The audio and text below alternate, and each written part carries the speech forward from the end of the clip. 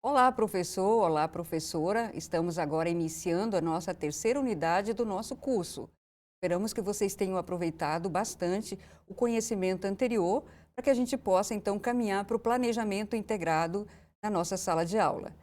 Vocês terminaram o diagnóstico, fizeram um relatório sobre o que seus alunos já sabem. Então, o que você vai fazer com esse conhecimento que você tem sobre eles? São essas questões que a gente vai discutir então agora na unidade 3. De posse do diagnóstico da turma sobre a leitura e a escrita, qual é o próximo passo então no nosso trabalho? Esta é a última parte da nossa disciplina, onde vamos discutir sobre o planejamento integrado e os projetos de trabalho para que a gente possa atender às diferentes séries, saberes e dificuldade dos estudantes. Uma das dificuldades do professor que trabalha no multissérie é que muitas vezes ele precisa de 3 quadros e faz planejamentos para cada turma e para cada série. Quando a gente pensa para uma turma multisseriada, se a gente fizer um planejamento por projetos de trabalho ou um projeto integrado, a gente parte de um tema geral com todas as crianças e depois a gente vai fazendo atividades que atendam às especificidades de cada um. Esse trabalho pode ser feito em dupla, esse trabalho pode ser feito em grupo, onde a gente possa também contar com os alunos como tutores, os que são mais velhos, nos ajudando com as crianças mais novas nesse trabalho. Então, por onde é que a gente começa o nosso trabalho de planejamento? Qual é a relação entre o diagnóstico e o planejamento? Por que fazer o diagnóstico, avaliar e como avaliar? E o que é esse planejamento e para que ele serve, né? Então, esse diagnóstico, ele serve como ponto de partida para a gente iniciar o trabalho com as turmas multisseriadas. Se eu não sei o que o meu aluno já sabe, como é que eu vou planejar e atender às dificuldades dele? Se eu não sei de onde ele está partindo, como é que eu vou dizer que ele aprendeu ou não? Então, o diagnóstico, ele é sempre feito nesse sentido. Cada vez que eu termino um planejamento, eu faço a avaliação, eu vejo o que o meu aluno aprendeu, eu vejo como a gente pode avançar nesse trabalho. Então, veja o texto da unidade 3, onde nós temos 2 exemplos de planejamentos colocados à disposição de vocês, de como fazer um planejamento integrado, contemplando os diferentes saberes e dificuldades dos nossos estudantes. Um desses planejamentos trata de um poema. Os poemas são textos interessantes para a gente trabalhar com os nossos estudantes em sala de aula, explorando diferentes questões a respeito do poema, né? Eu estou trabalhando com o poema O Pão e a Mão, de Cecília Meirelles, e nós temos um segundo planejamento que foi feito pela professora Marlise Márcia Trebien, e também ela disponibilizou para a gente ver como é que eu vou fazendo também esse planejamento, partindo de um tema geral e depois especificando as atividades para cada grupo de alunos, tá?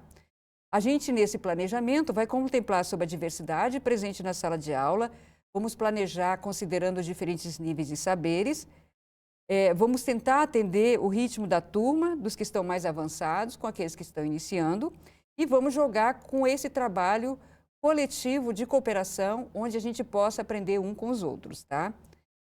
Após você ler, você conceituar o que é uma prática, o que é um planejamento integrado, e você observar como foi feito esses planejamentos, inclusive a nossa sugestão é que você possa aplicar esses planejamentos na sua turma também, para ver o resultado.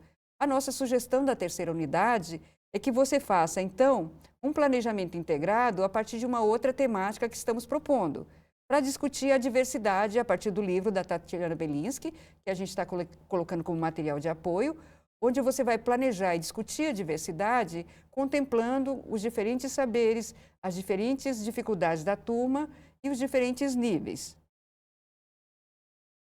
Como essa é a última atividade da disciplina, você, professor e professora, deve, então, fazer esse exercício pensando num planejamento para uma semana, observando a sequenciação didática desse planejamento, de forma que a gente possa, então, levar os nossos alunos a aprenderem, né?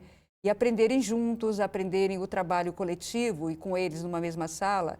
É um trabalho bastante riquíssimo que vai trazer para a gente uma série de avanços, o respeito à diversidade, o respeito intergeracional, o apoio de um com o outro. Coloque um aluno que sabe um pouquinho mais com um aluno que a gente acha que tem dificuldade, para que eles trabalhem juntos, apresente problemas que eles tenham que resolver sobre a questão da leitura e da escrita, né?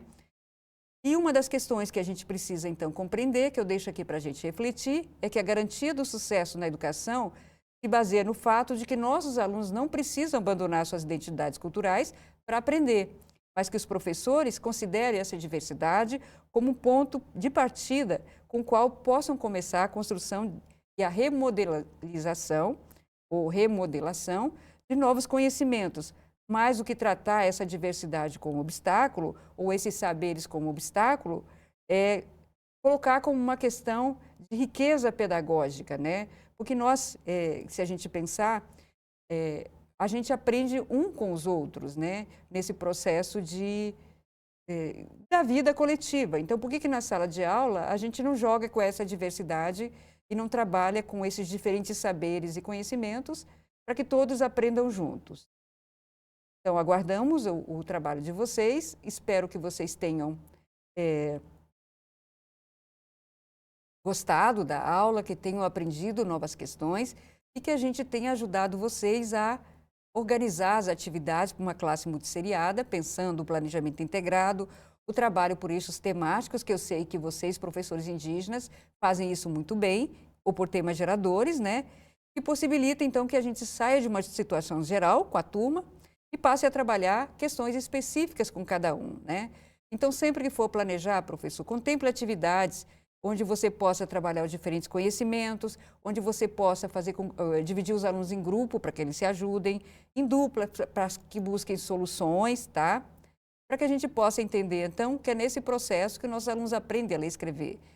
Por isso, todo dia você precisa garantir leitura e escrita, tá? Todo dia a gente precisa analisar o lido e escrever sobre essas questões, sempre refletindo sobre esse trabalho, como se escreve, para que se lê, né? Como a gente usa a leitura escrita no cotidiano. Então, a forma que você tem de organizar essa atividade na sala de aula, você precisa de uma atividade permanente, que é essa atividade todo dia. Escrever o dia no quadro, o local, a data, explicar para os alunos o objetivo da aula, retomar as discussões sobre o que a gente aprendeu na aula anterior. Isso são atividades de rotina e permanente. Todo dia ler, todo dia escrever. A gente precisa fazer sequenciação didática, né? Dar um desdobramento ao que a gente fez no dia anterior, trabalhar por projetos didáticos ou projetos planejamento integrado, utilizar bastante jogos e desafios, né? E dividir a sala sempre, organizando por estações de trabalho, por cantos de trabalho, com atividades específicas para cada turma, preparar atividades impressas que dê conta que todos os alunos comecem ao mesmo tempo na sala de aula, e outras atividades mais que a gente está levando para vocês nesse curso. Muito obrigada a todos, espero que tenham aproveitado bem as aulas. Até o nosso próximo encontro em outro curso.